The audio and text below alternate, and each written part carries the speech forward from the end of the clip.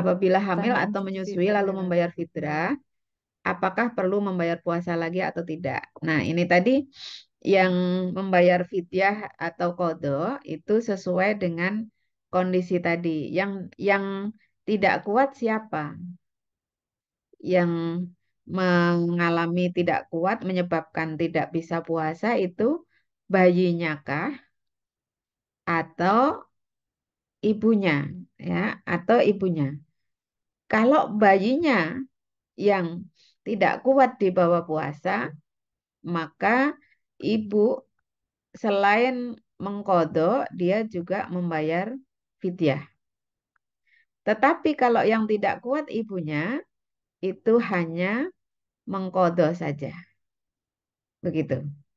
Jadi hanya mengkodok saja bagi kalau yang tidak kuat ibunya. Nah, jadi tidak cukup hanya fidyah saja kalau bayinya yang tidak kuat. Nanti kodok dan fidyah.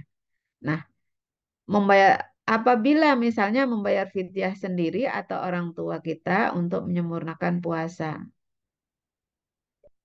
Kalau kita sendiri nggak perlu eh, kondisinya tadi ya, yang kondisinya sekedar pengen menyempurnakan puasa yang lalu itu bukan fidyah, nggak usah fidyah. Kalau untuk kita sendiri ya, intinya selama kita masih mampu untuk melakukan puasa itu tidak ada fidyah, ya, karena ayatnya itu wala yutikuna, orang yang tidak mampu lagi puasa.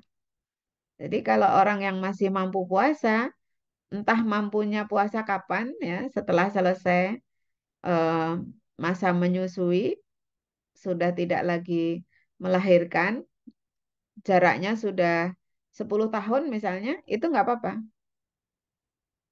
Ada teman saya yang dulu waktu hamil, melahirkan, menyusui, dia belum belajar fikih, sehingga dia mengambil pendapat pokoknya hamil, melahirkan dan menyusui, dia hanya bayar fidyah saja gitu ya.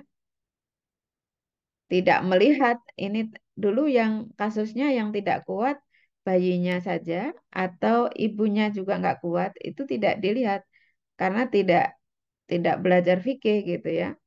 Akhirnya begitu belajar fikih dia ingat oh ya dulu eh, sebenarnya saya tidak puasa itu karena anak saya yang tidak ini gitu. Maka akhirnya dia walaupun dulu sudah bayar fidyah kemudian dia mengqadha puasa. Sudah usianya sudah lebih dari 40 baru mengqadha puasa yang dia tinggalkan ketika dia hamil, melahirkan dan menyusui gitu. Jadi itu nggak apa-apa. Hmm, begitu.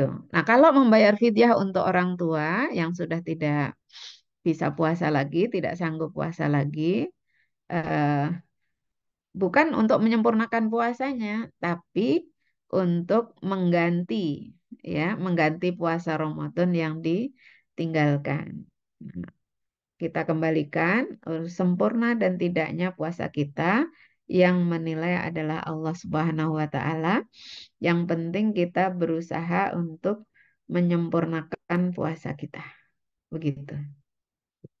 Jadi tidak perlu fidyah untuk menyempurnakan puasa kita.